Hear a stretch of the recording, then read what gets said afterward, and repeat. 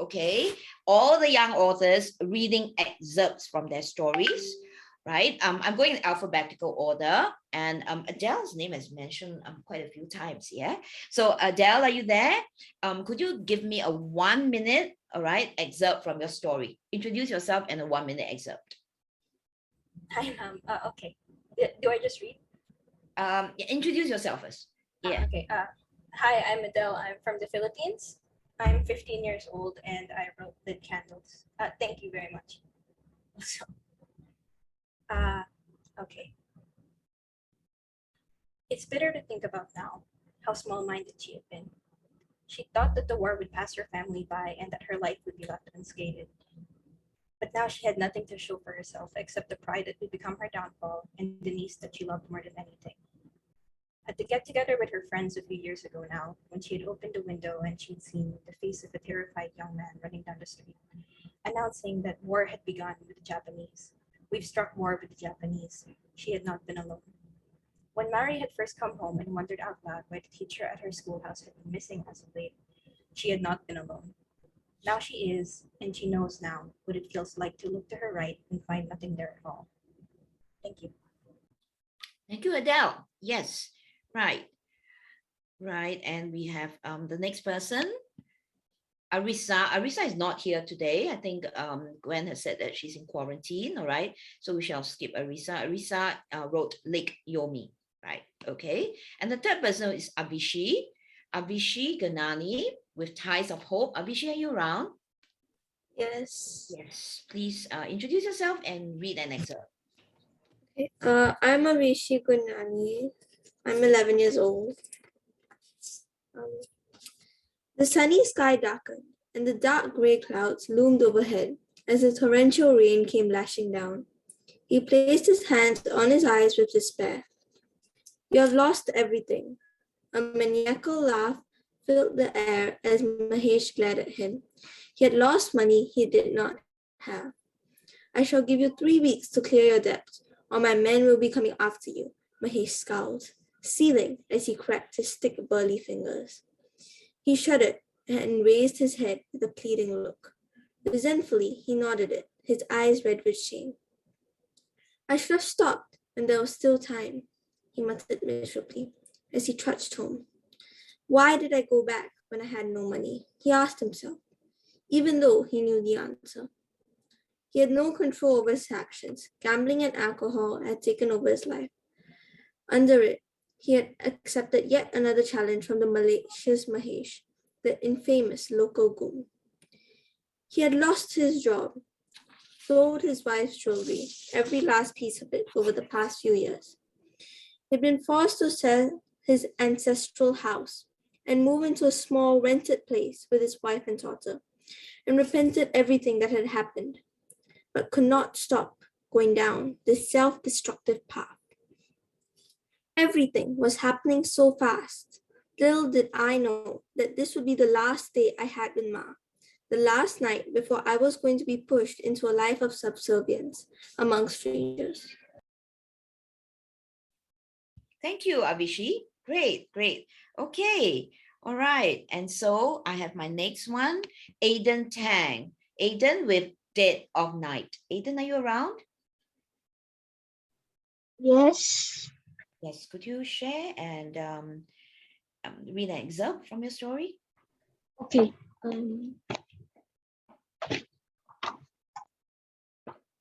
Hi everyone. Yeah. Wait, hold on. Yeah. Jack snarled. Not Jack, but an alter ego. Sandy was shocked, amazed, and terrified at the same time. The alter ego said, Sandy, you have tried to kill me. Now you shall suffer. The alter ego slammed her into the ground. The alter ego, out of the corner of his eye, saw Mendez. Mendez was trying to get up, but to no avail. Jack found himself caught in between a bad place and a terrible place. He tried to get control of his body and his arm, then his other arm. After that, the rest of his limbs. From an outsider's perspective, it looked like Jack and the alter ego were having a fit. That's all, Aiden? Yeah. Great. Okay, thank you so much. All right. And the next person we have is Celine, Custon, Mercado. Right. Celine, are you around? Celine, are you around? No. Yes, Po. Oh, hi, Celine. Yes. Yeah, hi. Please introduce yourself and read an excerpt from your story.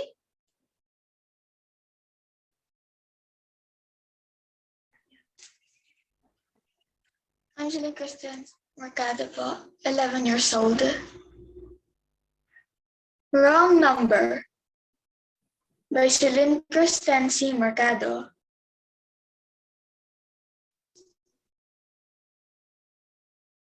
Getting COVID was not part of her bucket list. Need to fuck her handshake. Custon, your voice is She read the email. Her legs, which were unconsciously stopped due to shock, put herself back to the stall and refreshed the page, wishing this was all false. Glancing towards the corner of her eye.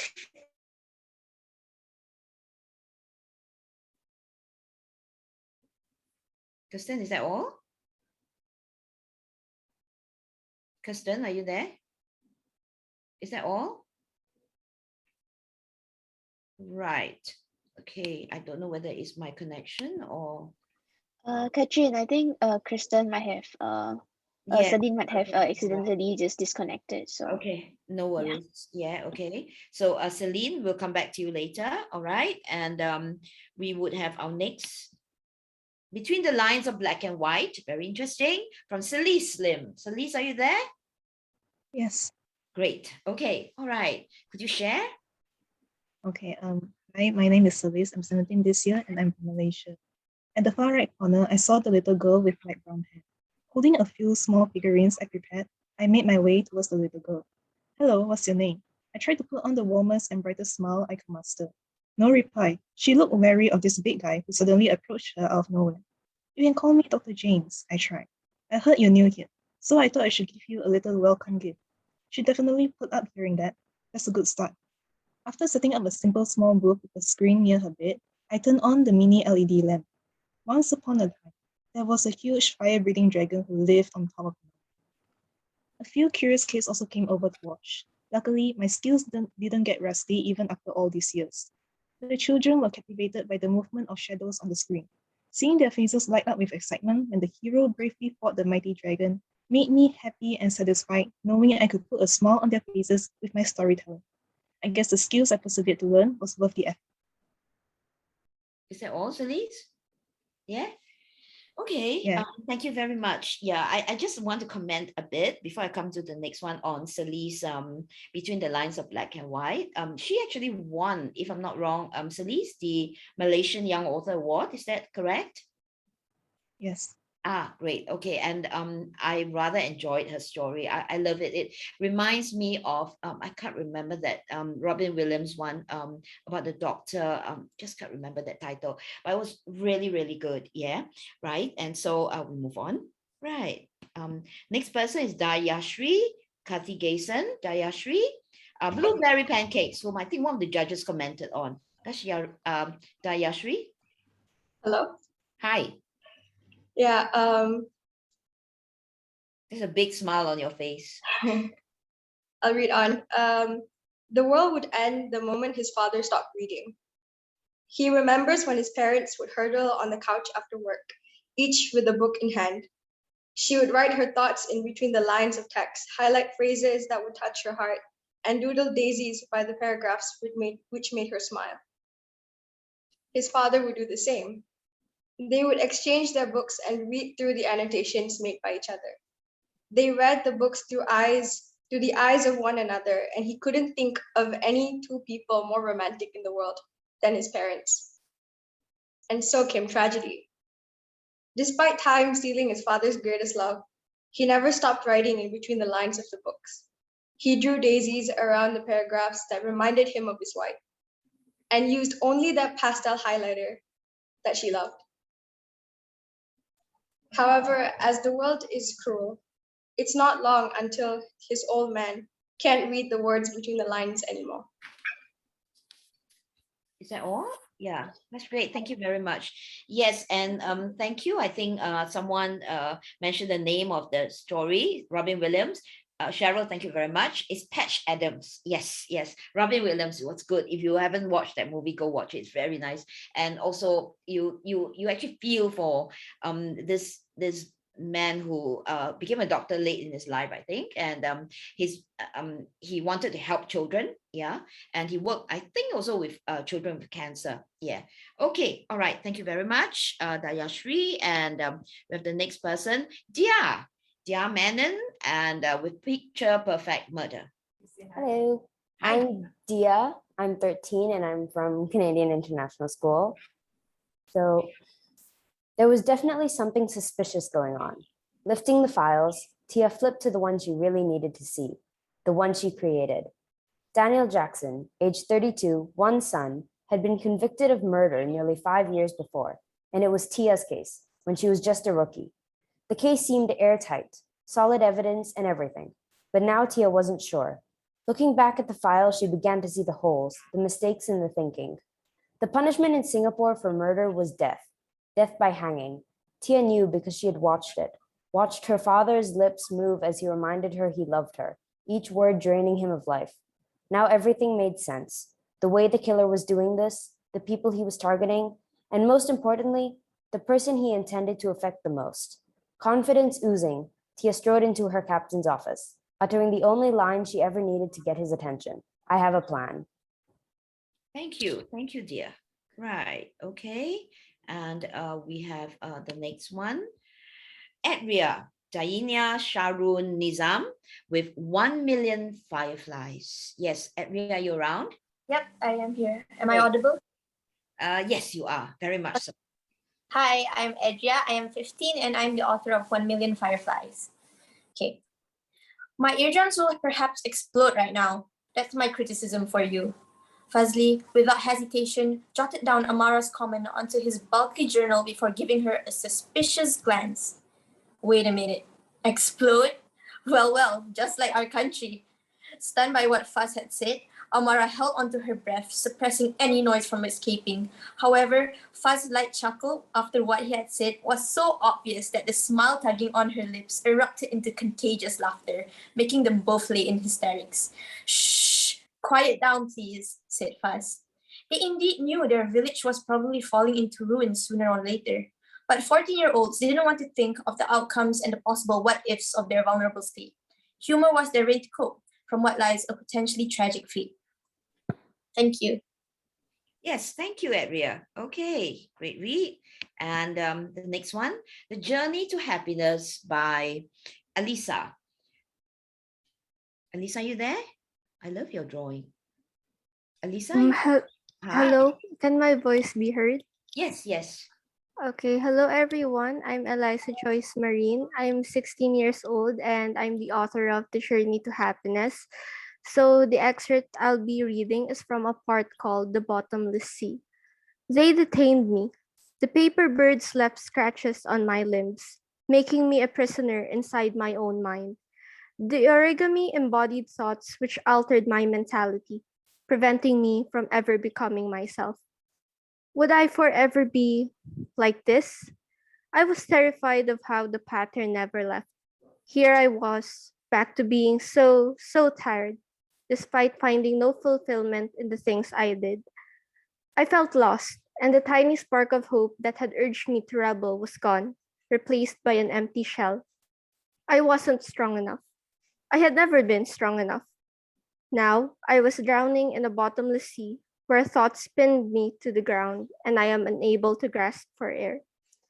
I was so close to freedom, so close to finding myself, but perhaps I won't ever get to live at all. Great. Thank you very much. Yes. Okay. And the next person, we have Felix Felician. Felix, are you there? Yes. Hi. Yes. You have a bit of an echo. Could you maybe move away, or you have another computer opened? Okay. Yeah, the echo is still quite bad. Now is the echo. No echo. Great. Okay. Hello, my name is Felix Shri, and I wrote An Unlikely Bond, so I'll read my excerpt now. Narcissa stared at her creation, and a wicked smile appeared. Wonderfully splendid. Now, the humans shall perish under us, the Triclops, she cackled. Long live the emperors. All shall hail thy throne, and the world shall be thine, the alien species chanted. Calling themselves the only intelligent species in the galaxy. Ridiculous. One of their research bases, the most protected, the most sophisticated, the most important, is now in our hands, Narcissa continued. She stood on the grand rock in the misty mountains, her laugh echoing through the alien-filled cave. Fellow brethren and sisters, this is the new coronavirus, Alpha 1339. Narcissa rattled on, seeming to drift off in her own imaginary world. Humans would perish under an organism trillions of times smaller than themselves. Narcissa spread out her arms, laughing and laughing. Thank you. That was good. Yeah. Okay. Narcissus. Yes. All right. And sorry. The next one, I would like to invite Gavin. Yeah. Hi, Hi, Gavin. How are you? I'm doing good, thank you. Great. Okay. So I'm gonna read an excerpt named Chapter 1, A Dream. My body turned into ice, my mind was a blur, and my brain went numb. As for my toes, they looked white, with a hint of red. I shivered, head between my legs and hands, wrapping me around as the cold air swept through my flimsy tent and rocked me back and forth. I guess this is where I die, in the north, accepting the fact that I might be here longer than I expected. Wait, what? Snow? Ice? This isn't the northern Philippines? Then I thought sneeringly. Why am I even here? I wanted to scream, yet I lost all my energy from simply staying still in the cruel weather. As I shifted my gaze, I noticed a brown-furred rabbit gracefully hopping in the white blank snow.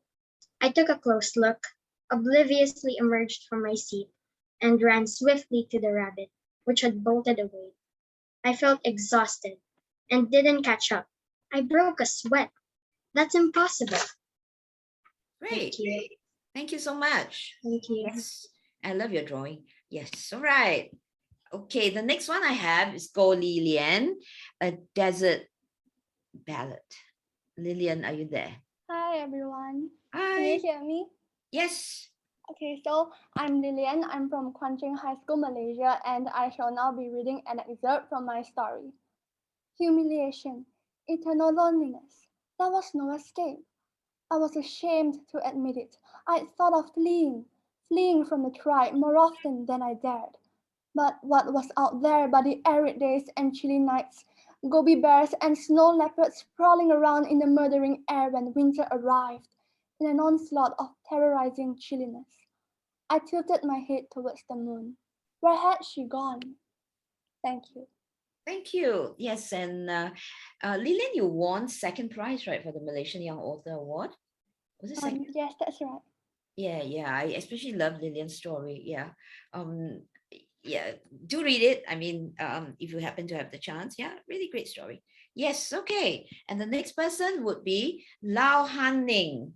Han Ning's story was mentioned by, I think, two of the judges. Us Against the World. Han Ning, are you there? Han Ning? Hi, yeah. Hi. Okay, am I audible? Yes, you are. Hi, my name is Lau Han Ning. I'm from Chongling Private High School, which is in Malaysia. And quick disclaimer, the excerpt I chose was not my favorite part in the book, but I didn't want to spoil it. So if anyone wants to know more, just buy it next year, okay? All right, for the excerpt,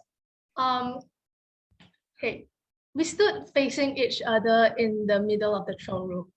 His sword pointed right against my neck. It was the final showdown. A tear slid down his cheek as a drop of rain fell from the skies. The moonlight against his back bestowed a celestial halo upon him, sent from above to liberate me. Did it really have to come down to this, Nix? Cassius asked. I tilted my chin up. We always knew it would come down to this, darling. As I closed my eyes, I wondered if he knew I loved the ocean because it reminded me of his enchanting eyes. The same enchanting eyes that were right now brimming with tears. Cerulean waters and sapphire stones, the colors so pure, I despised myself for tainting them. Finish it, I said. Ironic, wasn't it? The criminal having to coax the executioner to kill them. Yeah, that's it. Thank you. Thank you so much. Yeah, so sorry, everyone. Yeah, I just need to do something. Yeah. All right. Okay. Right. So this is when you host and you realize that there's a problem with something. Okay. All right. Great. Thank you, Hanning. Yes, great story. And we have the next one. Okay, let's share. All right. Apologies. Here we have Joshua James Chia. And the reason why I had to go off a bit was because I had the wrong name. All right. And then I didn't, I don't know Joshua's school. All right. But Joshua James Chia, are you there? Yes. Yes. Hi. Yes. And congratulations. I really loved your video. Yes. As Gwen said, you know, it was a lovely video. It sort of like reached out. It resonated with me a lot, you know, and condolences on the death of your grandma, great grandma, I mean. Okay. All right. So can you share? Okay. Hello everyone. I am Joshua. I am 10 years old. I am from Kuala Lumpur. Now I will talk about my own story. As the Fongs were having lunch, the front door suddenly burst open. Sergeant Hara, Corporal Sato, and 5 Japanese soldiers strode in. They looked very serious. They certainly didn't come for lunch. Search for the letter, barked Sergeant Hara. The soldiers started opening the cupboards and the drawers. Achai looked at the sergeant's face and the katana sword dangling by his side. Tua Kim instinctively brought the children into a protective embrace. Sato went into the children's bedroom. Achai and Getnio held their breaths. Would he find a letter? That's all. Thank you, Joshua. Do you go for drama classes? No. You don't? Okay, very good. Very good. Yeah. You know, when we launch the books, because we're going to do a launch, you know, when the books are ready, right? Yeah, you should, you know, tell your story, do a lot more storytelling. Yeah. All right. Thank you, Joshua. And then we have the next one, Julia Brazo, with her story With Love, Estelle. Julia, you around? Yes. Hi. Okay. Good day, everyone. I am Julia Brusso, 14 years old and from the Philippines. So, it's been 7 years since I last saw Estelle. For 7 years, we've only written letters to each other. Despite knowing that she's now in a nice home with maids all around her, I can't help but worry. What if she's not eating properly? What if she's been lying to me and is being harmed by her new family? No use of thinking about it now. All I can do is wait. Thus, I waited. There was no letter. I waited for a week. There was still no letter. I waited for a month, but I never received a reply. Had something happened to Estelle? I had to find out. She wouldn't just stop sending me letters for no reason. So I made up my mind. I was going to visit her. That's all. Thank you. Thank you. Thank you. Julia, great. Okay, and we have our next Justice Christian Aguinaldo, who was mentioned, I think, by one of the judges as well. Justice. Hello, can you guys hear me? Yes, very well. Okay, first of all, good day everyone. I am Justice Aguinaldo from the University of the Philippines Integrated School. And today I will be sharing with you an excerpt from the book that I wrote, The Last General. Rumors spread like wildfire in Ginubatan, Albay, and I am an inch away from believing that storytelling may be both a talent and a tradition rooted in the culture of us Albayanas. The people love to pass on folklores to their friends and family. They do it while eating breakfast, drinking their afternoon coffee, munching their dinner, and even while getting their haircut. They talk about many things, such as stories about their neighbors, themselves, some mythical creatures they've seen, and many more. But one specific hearsay reigns over the others as the most popular and the crowd favorite. If you ask an Albayano about it, there is a huge chance that they know what you're talking about. It is about the famous escape artist with a magical amulet, who's also the pride of Albay for being the last general to surrender in the Philippine-American War. Even with the countless attempts to capture him, the colonizers fail every time. Because of this, he was rumored to possess a small bottle, and in it was some type of strange oil that releases a fragrant scent when boiled. And once you smell it, he will be out of your sight in a flash. There are many other details in the rumor that I can talk about for hours. However, I won't continue babbling about it because none of those are true. I know for a fact that those aren't correct. And why am I so confident, you may ask? Well, that is because I worked for him. That's right, I worked for the famous General Simeon Ala. Thank you very much. Thank you. That was great, Justice. Yes. Yeah, and we have the next one, Kanchana. Apologies, Justice wasn't mentioned by the judges, but I think she was one of the top 5 videos, Right. So now I have Kanchana. Kanchana, are you there? Forgotten Reflection. Yeah. Yes, I think you won top 5 as well. Yes, Kanchana. Yeah, okay, great. Can you share? Yeah, sure.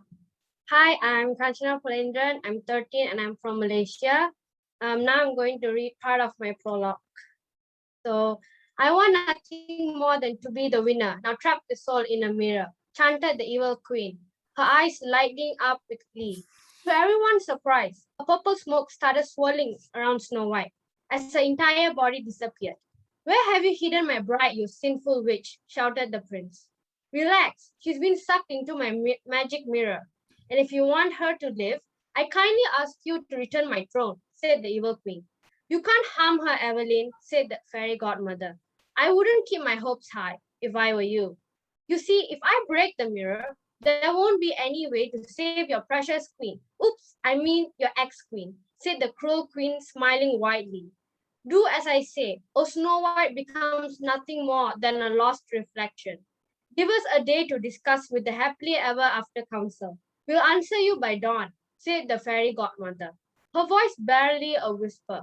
Very well then, dawn, do bear in mind, said the evil queen, before vanishing through the palace gates. Well, I guess it didn't end with a happily ever after, like usual stories. But this is just the beginning of an epic news story. Thank you. Thank you so much, Kanchana. Yes, and Joshua, yes, I saw your message. I actually got the wrong person's name in your slide, so I had to change it, but I didn't have time to change your story, the name, to include the name of your school. So yes, I know you're in SJK bracket C, Quenching 2, right? So sorry, Joshua. Right, so now we have the next person, Naviya Shri Krishna Sami. Are you there? Hi. Yes, hi. Hi, I'm Naviya Shree and I'm 14 years old. I'm from SMK Cyberjaya, Malaysia. So this is my short excerpt. Just started on Evelyn's face. Erica was dead before her body fell to the ground. Evelyn shrieked her lungs out, and then she laughed uncontrollably. She felt a euphoric sense of freedom. Her revenge was now fulfilled. Tears of joy gushed down her cheeks. Seconds slipped off. The wall clock chimed 2:30. She gasped, "Oh no, Hands winding down, she pulled the hands out and reached for her coat. Stepping across Erica's pool of blood, which was swimming across the living hall in a narrow path, she dived a hand into the depth of the coat and grabbed the wrinkled note and the mysterious bottle. Tossing around, nobody was there. She read the note again and registered the word Yorkstone and a bearded man in a clouded mind. It's time I drink. Her fingers trembling, she opened the cap of the bottle and peered through it with the squinting eyes. Although her head signals a big no, she had to do it. Sealing a half of her, she gulped the bottle. Nothing happened. The body was stagnant and unmoving. A sudden countdown happened. Welcome to our new world. A shrill of magical sound pierced her ears and she gasped. Hands played across her chest, trying to calm her pounding heart. To no avail. All of a sudden, she was sucked up by a vortex of an imaginary world, absorbing her soul. Every limbs and organs of her body were echoing in fear. Senses gradually glinted, just the limbs floating in the air. She was sucked up with the eyes shut. Thank you. Thank you. That was a good read. Yes. All right. The next person I'd like to call is Ryan, Gerard, Matthew, Manchate. Ryan, are you around? Oh, lovely drawing. Very cute one. Yes. Ryan? Hello po. Hello. Yes. My name is Ryan Gerard Matthew B. Manchate. I'm 13 years old and I've said here I go to the pair of Mercado. So here's the excerpt po. In Amiantos, living was no ordinary feat. The continent always kept expanding, ripping through space and time just to isolate its inhabitants from the outside world. No matter how many miles you walk, the shimmering grass and daunting scent of flowers will always look the same, as if you haven't left the area at all. Like a labyrinth, the deeper you go, the more likely you become lost. Even if you had a compass, a map, or a trail, continent would find a way. No ordinary person would find a way out of Amiantos. Family of wizards had the chance, but even they would struggle. Wade's father continued to frown. Phoebe, any more ideas? No, none at all. Wade's mother sighed as he stared into the distance. Meanwhile, Wade was thinking his brain out. Then he stood up and summoned a solid block of gold into his palm with a single thought. His parents were initially shocked, but soon smiled and relaxed as he saw Wade transform his ancient spells. As soon as he was done, the block of gold shot forward, stopped a few feet away from him, turned 90 degrees, and swiftly transformed the single empty door frame with ruined symbols and carvings painted all over it. That's all, po. Thank you so much, Ryan. Yes, it was. I love your drawing. Very cute. Yes. All right. Thank you. The next person is Samitra. Samitra Shri Kumaran. Samitra, are you there? Hi. Yes. Samitra, are you there? Yes. Hi. Hi. Yes. My name is Amika Shree and I turned 13 this year. Samitra, could you show your video? Is there any reason why you can't show? Give me a minute. Yeah, because we're capturing this for for the Easter. Yes, so show your video if you can.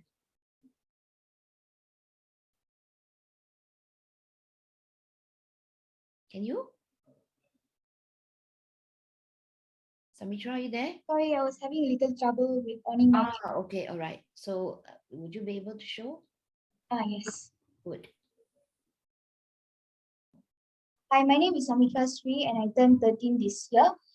And I'm studying in Sekolah Menengah Kebangsaan IJ Convent. Now here's a little preview of the horror story I wrote for Disorder.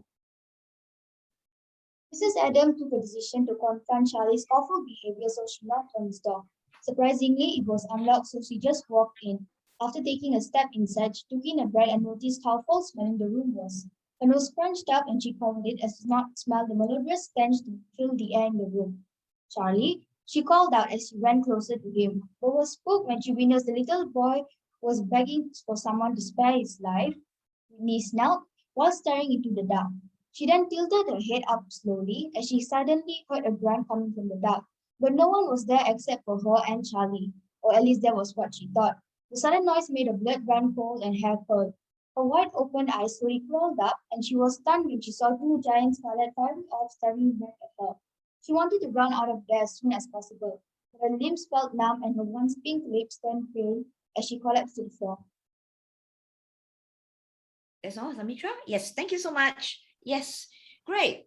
Okay, and so we have our next young author, Okay. One of the judges actually mentioned this story, Pieces of Daisy. Lim Si Hao, are you there? Hi. Hi, Si Hao. Yes. Hi, my name is Sihao Lim. I'm 11 years old and I'm from Kota Kinabalu, Sabah, Malaysia. Okay. My thoughts were clearing. It was all coming together. I wanted to cry. I didn't believe it. There was no way it was all in my imagination, right? Now I understand. It all makes sense now. I've lost my grip on reality. But it didn't seem real. How could this be?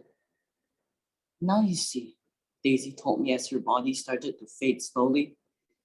You've got to accept the fact that I'm gone. No, no, no, no! I still don't accept you're gone. If I still don't accept you're gone, I can spend more time with you. I said worriedly. It's no use, Daisy replied. Her fading becoming clearer, sorry. No, I can't lose you again. I won't be able to be happy without you. Holding Daisy in my arms, her fading got worse. She almost looked invisible. Daisy looked at me dead in the eyes, smiled, then licked my face and said, "You have to let go, Zach." Good. Great. Thank you. And I have my next Tae Su Wei. Su Wei, are you around? Hi, can you hear me? Yes, I can. A bit soft though. Okay, sorry. Much Can you hear me better? Yes, much better. Okay. Hi, I'm Tae Su Wei. I'm 16 years old. I'm a student from SMK Puchong Permai in Malaysia. I'll be reading an excerpt of my story, Tale of Parvusdale. Eve Lee was a simple traveler, visiting from a town to another. The town of Parvusdale was just a pit stop for her, to rest her weary bones before beginning her journey across the world once again. But alas, fate had decided to extend her stay. A curse had gloomed over the town. The civilians of Parvusdale were falling ill one by one, caused by an unknown source of magic. But Eve wasn't too bothered by that. The curse also came with a barrier, stopping anyone from entering or leaving the town. Eve, unable to stay still in one spot, was desperate to leave Parvusdale. Strolling towards a window, Eve propped herself up on the sill. Hazel eyes gazed towards the luminous dome. With a determined heart, Eve intends to find the source of this hex, to lower the shield, to help cure the victims, and perhaps search for the culprit behind this catastrophe. Thank you. Thank you, Sui. Right, and my next is Yi Si-yun from Quanching High School. Quite a few Quanching High School, huh? Si-yun, are you around? Yeah, I'm here. Hi. Would you like to show? I love your drawing, but then could you show your video?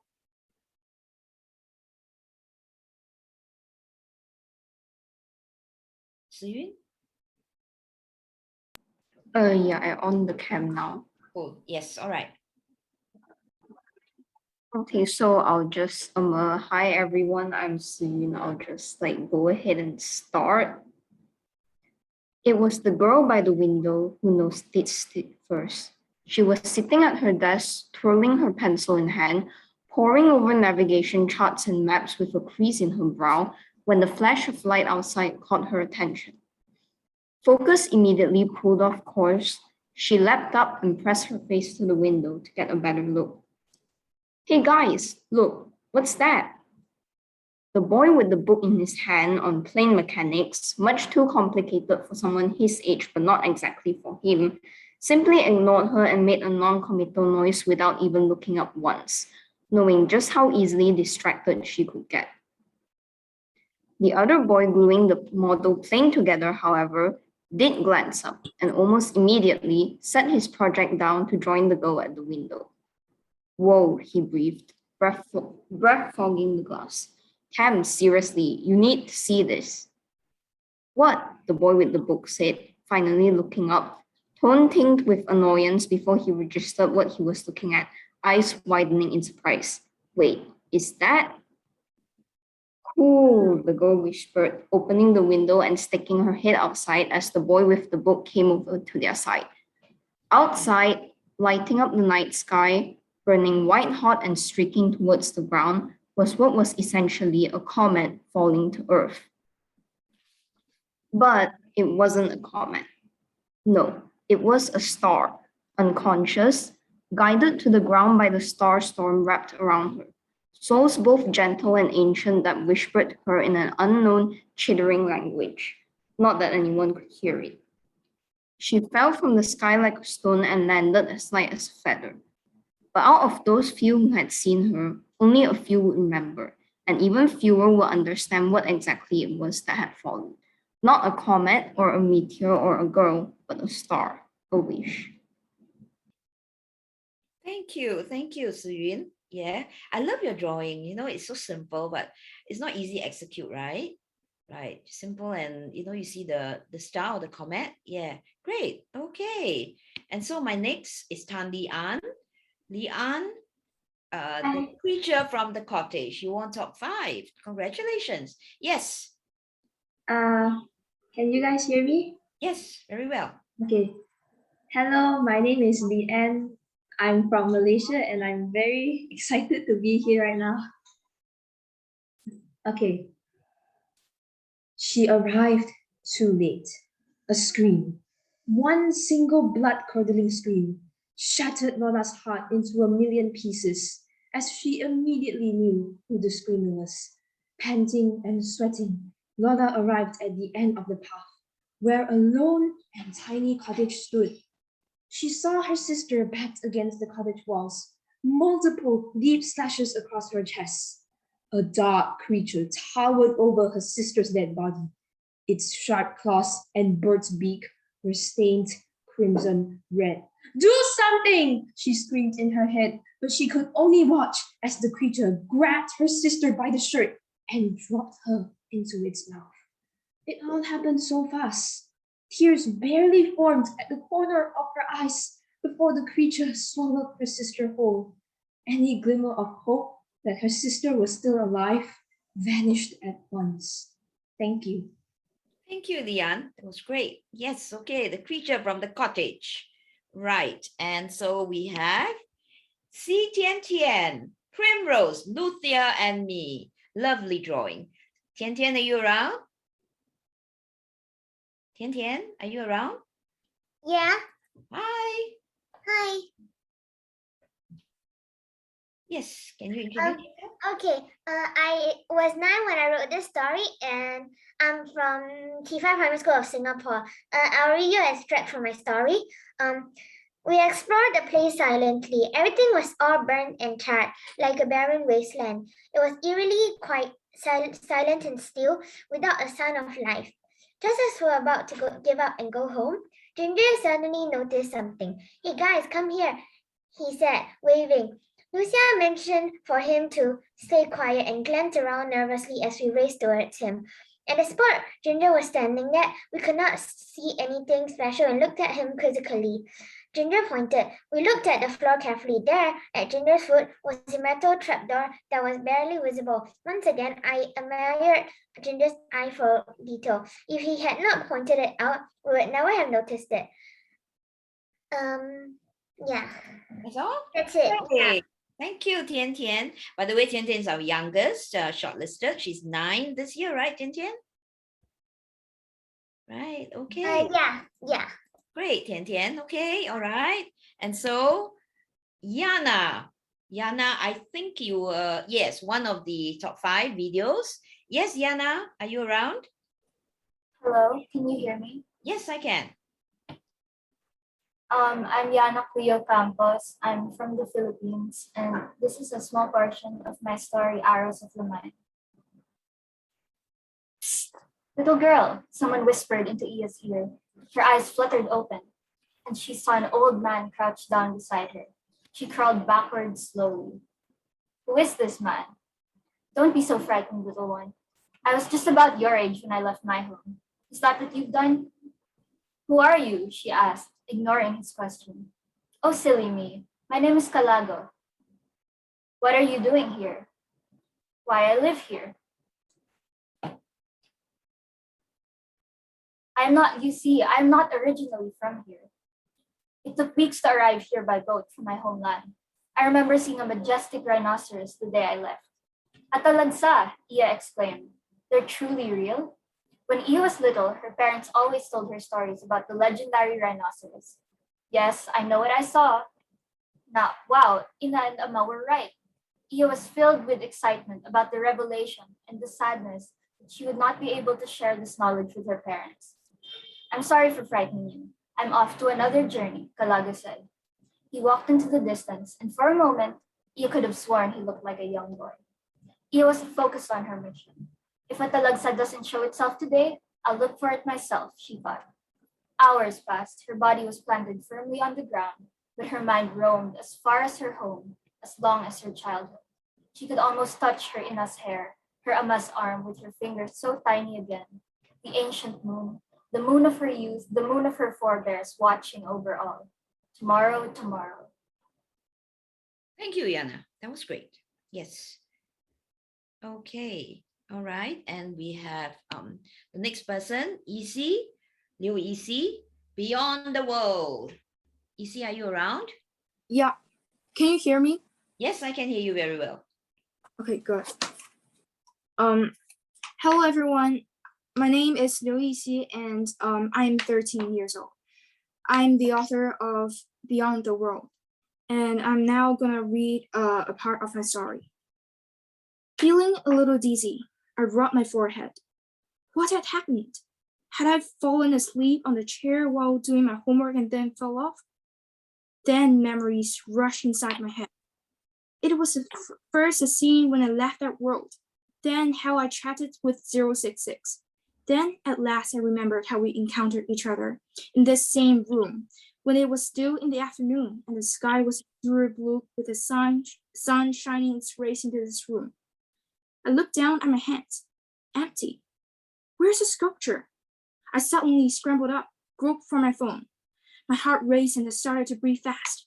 I grabbed it with my trembling hands and switched it on. The screen lit up, showing the time and the date.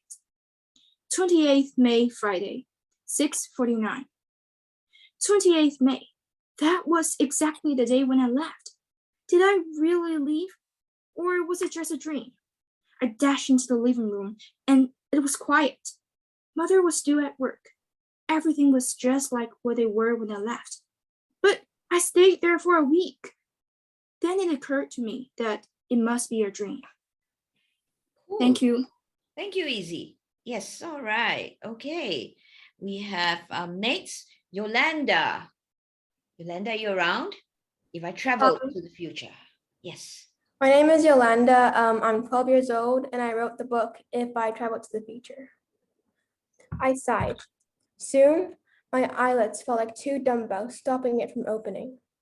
I had never felt this way before. Maybe it felt this way because it has been 2 days since I slept. Or it was because, at dawn, I felt something seize me and threw me into a never-ending hole. Ah, my voice echoed. Suddenly, my heart stopped. My mind was blank. Thump, I hit the ice-cold ground.